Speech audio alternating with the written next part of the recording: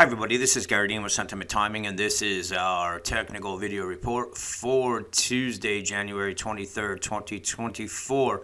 Hope you guys are having a great day. So, saw some mixed markets today. Dow was down pretty good. NASDAQ was pretty flat overall. I think it was up 40, but nothing major. And small caps definitely got a bid today, and we had the S&P that closed at new all-time highs. So we're hearing a lot of the, champagne corks popping, but it's as I've been saying. I mean, this move it's not sustainable, and this little pullback right here is really not sufficient for when you're talking about a 700-point move and a 100-point drop that took 4 days, 3 or 4 days to take place, and then we're back up again. And again, it's another kind of just straight up line. And it's not sustainable, especially when you have your NIAID that's giving you sell signals. Even with the S&P that closed, I kind of forgot what it closed up 14. You see the NIAID that's actually starting to decline again. So there's less stocks that are bidding the tape up, and we have the indexes that are running in different directions. So I don't know when the rubber meets the road on this, where we start seeing selling, but I mean it could happen anytime, and it would make perfect sense. And I think it's gonna be fairly quick, meaning that if we all know when the expected top is supposed to be in, but as I said, going from now until then with the market just going up, that there's no possible way. We're not going to go up 40% in 6 months or anything like that. So we're already up, I think, some 25, 30%. It's a lot. And as I said, there's been no breather, and there's really no rhyme or reason for this, except for the street anticipating that the Fed's going to do 6 rate cuts, not 3, which the Fed has been saying. And on top of that, the Fed is a little squiddish about even doing 3. So, wait to see what plays out. But everybody is really jumping on that same bandwagon.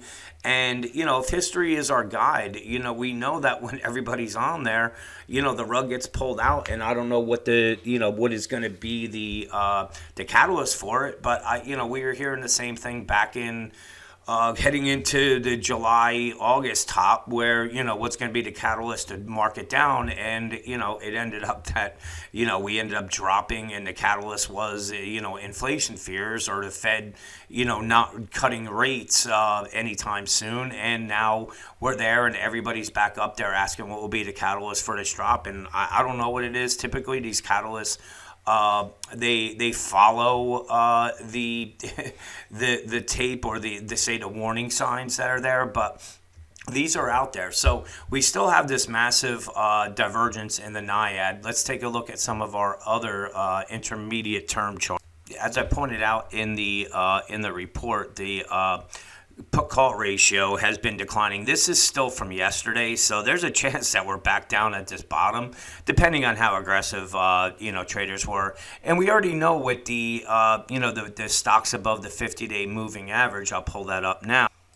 And as much as we're getting a little bump, you can see this has gone down as the S&P is going up. So there's a lot of red flags out there. And again, I'm not sure when they pan out. All I'm saying is that if history is our guide, it's going to play out. And seeing the S&P drop in a very, very fast manner would actually fit the profile, because again, it's looking for a somewhere for a 2 to 4 week pullback, where the S&P sheds some 400 or 500 points off of the massive move it's made.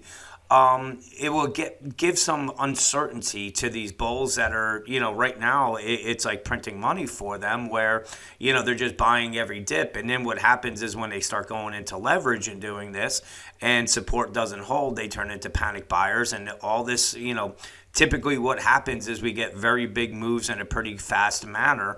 And then that opens the door for the euphoria top to come when Woody's anticipating it. So the 60-minute chart, this was leaving the door open that we were going to get another push up to either test or break these highs, is we didn't have any bearish divergences. So we still really don't, because the high here was up at 48.68, and we didn't get above that. So if we get above it, we're now going to have the proper bearish divergences on the 60-minute chart. We already know on the daily chart that we have bearish divergences. We're back into the overbought levels. And, again, when you have these two, the daily and the 60, and then even when we look at the 15-minute chart, we have the bearish divergences. We have a lot of things that are lined up that are looking lower. And as I said, I don't know what the catalyst is going to be, but there's a lot of things out there that can trigger a big sell program, and there's not going to be a bid underneath this market until we start coming into realistic valuations, which is going to be well below this reverse symmetrical triangle pattern that I've been pointing out, and probably bring us, if it's going to play out the way it should, I would be anticipating we're going to test the 200-day moving average at the 44.28. So short term, the Bears, they got to get it through this 48.45. If they do, we're going straight down to this to the 4,800 level. So this would be a pretty big move to the downside. Now, it doesn't mean that we can't head up and go near the 4,900. The bulls like to hit the round numbers, but in any case, once we take out this support, there's nothing here until we get into the 48.01. If they take that out, then we have nothing until the 47.53. And then we're down back at the 47.11, and then coming back, into these levels. So there's a lot of gaps in between with the support. On the upside, again, I'm just sticking with the round numbers: 48.70, 48.80, 48.90. There's really not a whole lot to go off of. But in any case, I would be very, very cautious right now buying into this.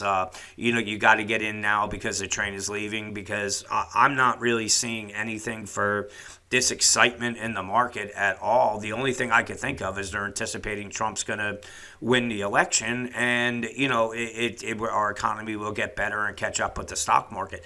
There's nothing else that makes any sense at all for this, because of the, like I said, they've priced in probably 6 rate cuts already, and the Fed's already saying they're only doing 3, and I'm not even sure if they do that. So I think everything is baked in on the upside. It doesn't mean we can't go higher, but all I'm saying is it's not going to take a whole lot to see a lot of bodies falling from the top of the building on this one, especially where we are and how we got here. So let's see what plays out tomorrow. Have a great night, and I'll talk to you guys in the morning.